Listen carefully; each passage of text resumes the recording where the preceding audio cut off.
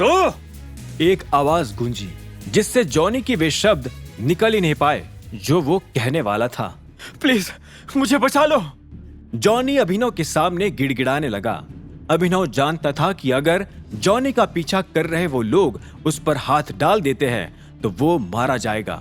Johnny ही वो पहला आदमी था जिसे टाइगर ने अपनी असली पहचान के बारे में बताया था। अब आगे क्या होने वाला था? क्या अभिनव अब उन लोगों से लड़कर जॉनी को बचा पाएगा? क्या वो लड़ते वक्त अपनी भी आइडेंटिटी का ध्यान रख पाएगा या फिर एक्सपोज हो जाएगा? अरबाज के बेसमेंट में जाकर अभिनव लक्ष्य के परिवार को ढूंढ पाएगा या नहीं? जानने के लिए सुनते रहिए आगे। अभिनव फिर से जॉनी नाम के उस आदमी से टकरा गया था जिसकी उसने एक बार जान बचाई थी। हालांकि आज वो फिर से प्रॉब्लम में था और अपने आप को कुछ आदमियों की मार से बचाने के लिए अभिनव के सामने गिड़गिड़ा रहा था। अभिनव को इस बात का भी ध्यान रखना था कि कोई उसे एटॉमिक बार के आसपास देखकर पहचान ना ले। चिंता मत करो, अभिनव ने जॉनी से कहा और उसके बाद अपनी जेब में हाथ डालकर एक मास्क निकाला और उसे मुंह पर लगा लिया। उस मास्क के लग जाने के बाद अब अभिनव को कोई नहीं पहचान सकता था। आखिरकार वो सभी लोग अभिनव के इर्द गिर्द आकर जमा हो ही गए। अभिनव, जॉनी और उन लोगों में बस कुछ ही कदमों का फासला था। तुम्हें क्या लगता है कि तुम हमसे बचकर निकल जाओगे? अबे तुम जैसे लोग तो जिंदा ही इस वजह से हो क्योंकि हम तुम्हें मारना नहीं चाहते, वरना जिस दिन हमारा बस चले उस दिन तुम्हारी सांस रोक दे। एक आदमी ने गुस्से में कहा। उसके सभी साथी गुस्से में धधक रहे थे और अभिनव शांति से खड़ा उन्हें देख रहा था। आखिर में उसने एक गहरी सांस ली और घबराए हुए जॉनी को अपने पीछे कर लिया। उसने धीरे से जॉनी से कहा, पीछे रहना and trust me. I do, मैं हमेशा आप पर ट्रस्ट करता हूं, जॉनी ने कहा। यह सुनते ही अभिनव ने एक पल के लिए जॉनी की आंखों में देखा। उसकी आंखों में उम्मीद नजर आ रही थी। जब लक्ष्य अभिनव से अपने परिवार के बारे में बात करता था तब उसकी आवाज में भी वैसी उम्मीद नजर आती थी। अभिनव के ऊपर बहुत सारे लोगों का दारोमदार था और वो किसी की उम्मीदों को टूटने नहीं देना चाहता था। ठीक तभी और एक आदमी की आवाज आई। उसने कहा, क्या हो रहा है यहाँ? यह आवाज सुनते ही अभिनव का ध्यान टूट गया और वो सामने देखने लगा। हो क्या रहा है? दो दिलों का मिलन, किसी ने कहा। उसकी बात सुनते ही सब लोग जोर से हंसने लगे।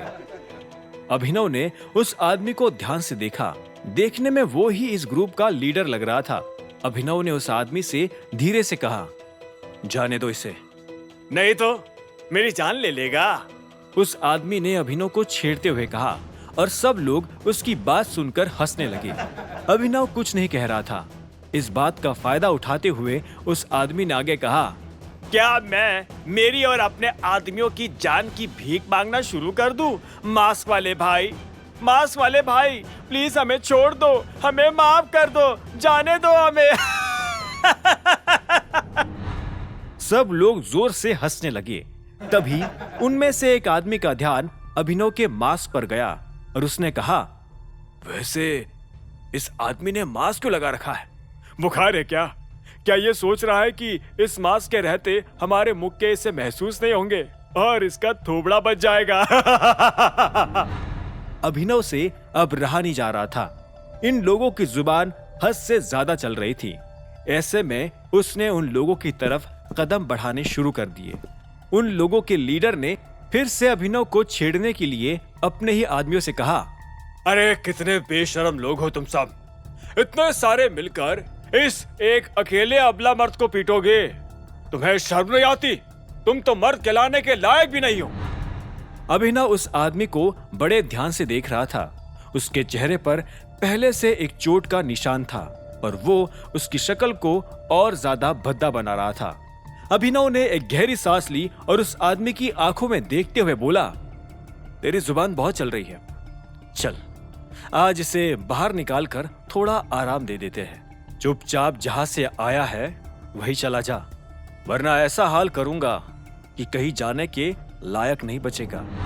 अभिनव की बात सुनते ही उस आदमी ने पलटकर अपने लड़कों को देखा और बोला, सुना तुम लोगों ने भैया क्या कह रहे हैं? जहां से आया हूं वहीं चला जाऊं मैं।